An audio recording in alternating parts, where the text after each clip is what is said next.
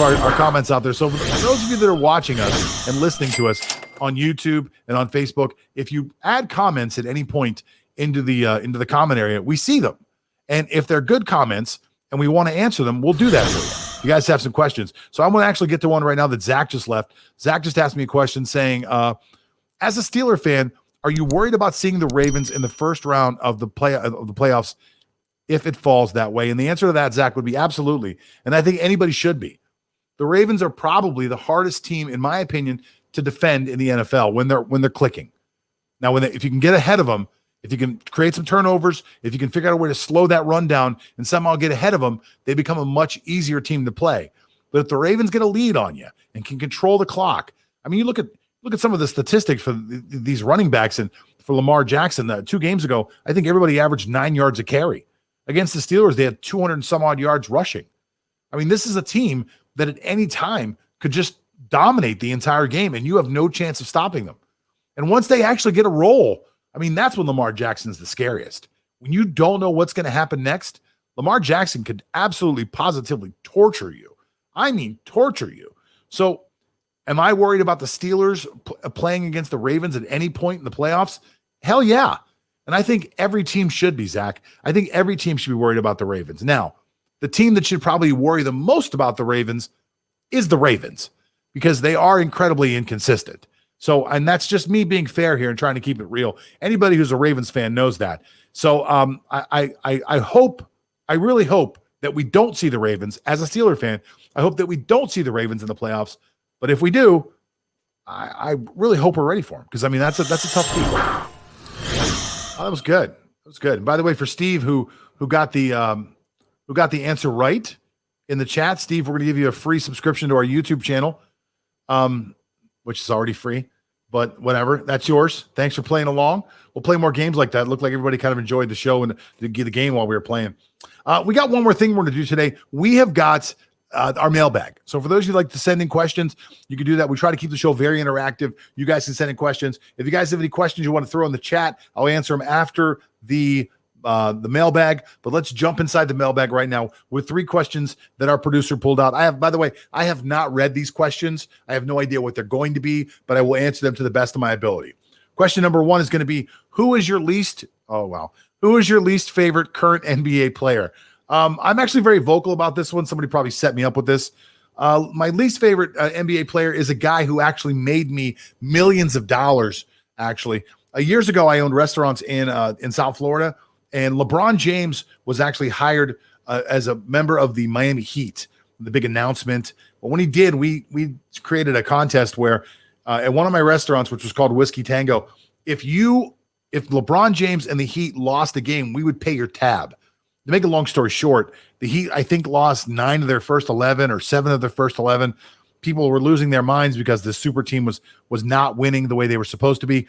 And my restaurant became famous, and I actually ended up on ESPN, Good Morning America, the NBA channel. I was a regular guest on these shows for quite a while as people tracked what was going on, not only with the Miami Heat, but with my restaurant. My restaurant became wildly successful, $100,000 a week restaurant, super popular. We ended up selling it for millions of dollars. So I have there's a little warmth in my heart for a guy named LeBron James, but over time that warmth has really dissipated as LeBron has become more and more of a product and less of a person. Like watching him be as fake as possible and pretending like he's doing Taco Tuesday with his kids and then trying to trademark the word Taco Tuesday and just becoming this social justice warrior who does very little for social justice is just made him my least favorite NBA player. So if I had to pick one guy, it would be the king himself. Oh, and also anybody that calls himself the king is a dick. All right, let's go with number 2. If you had to choose one defensive player to build an NFL team around, who would you choose and why? This is so easy. I'm glad you actually asked me this. It's Aaron Donald, without a doubt. Aaron Donald's getting a little bit older now, but for me, Aaron Donald is the elite NFL defender in the world today. And he plays such a unique way. You can put him anywhere on the defensive line. He is a total disruptor. Aaron Donald is a complete and total beast, and he sets the tone for that defense. Something about being able to put pressure up the middle. No quarterback can deal with that. No quarterback can deal with a 6'4", 275-pound Greek god breaking through the middle of the line consistently. You've got to change your blocking patterns. You've got to change the way you run the football. You've got to change the way you run your passing game. You couldn't possibly do short passing games very much with Aaron Donald because of the way he pushes the pocket back. Quarterbacks need a 5 to 7 step drop. So if I was going to create a defense and I could only choose one guy to build around, I would build around Aaron Donald. As I mentioned earlier in the show, I think the Rams are one of the elite teams right now because they've become an elite defense. And it's not built around a lot of superstars. They do have Jalen Ramsey, but the other part of that is that they have Aaron Donald. And Aaron Donald makes everybody around him better. So my answer is Aaron Donald. Here's our last question, dig into the mailbag, and then we'll take some questions on the chat if we have any.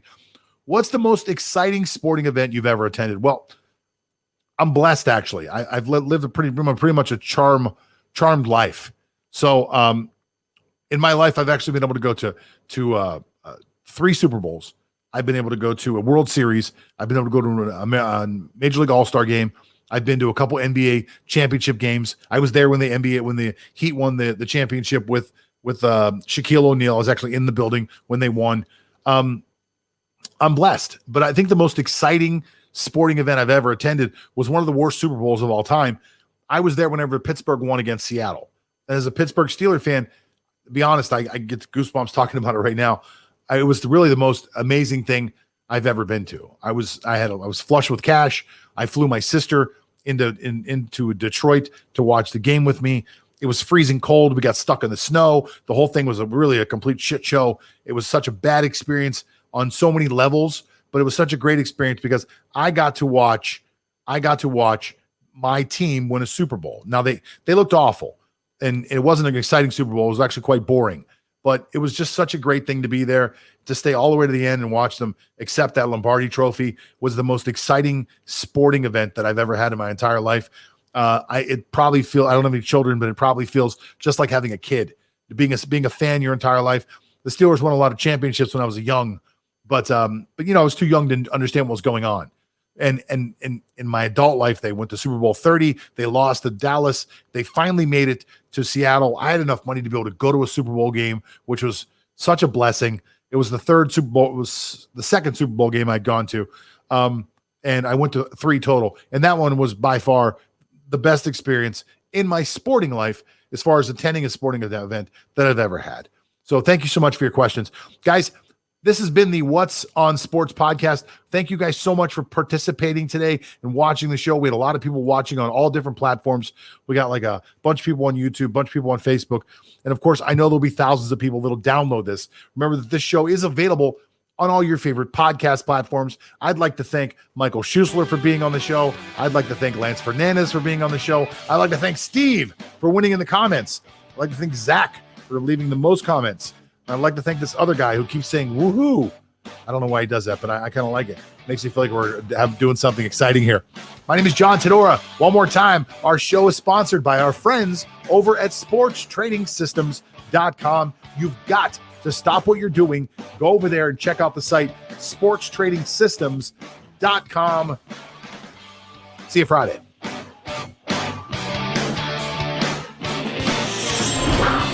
That's